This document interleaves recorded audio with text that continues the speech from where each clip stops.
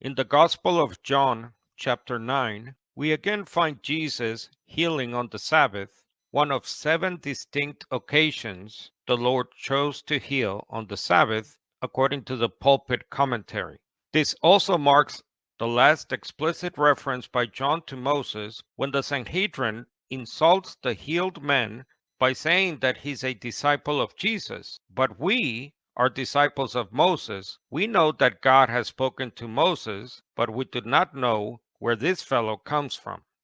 The Jews said this because back in John 9, verse 16, they had accused Jesus of not keeping the Sabbath. John himself reached the same conclusion back in John chapter 5, verse 18, because in the previous verse 17, Jesus said to the Jews, "My Father is always at his work to this very day, and I too am working." The New English Translation Bible footnote on John 5, verse 17, says the rabbis taught that the Sabbath privilege was peculiar to God, and no one was equal to God. In claiming the right to work even as his Father worked, Jesus was claiming a divine prerogative, that is, authority, as John 5:18 goes on to state explicitly for the benefit of the reader who might not have made the connection.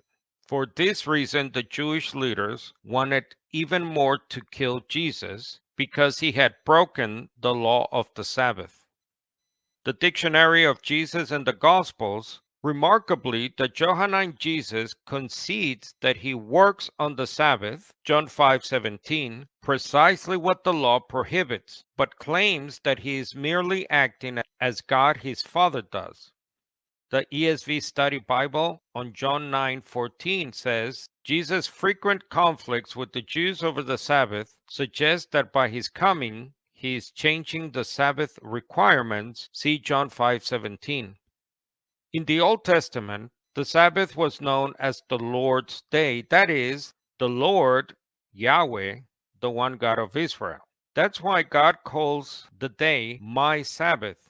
But in Mark chapter 2, Jesus says the Sabbath was made for people, not people for the Sabbath. For this reason, the Son of Man is Lord even of the Sabbath. This means that followers of Christ now have authority over the Sabbath because Jesus himself has taken power and authority over it.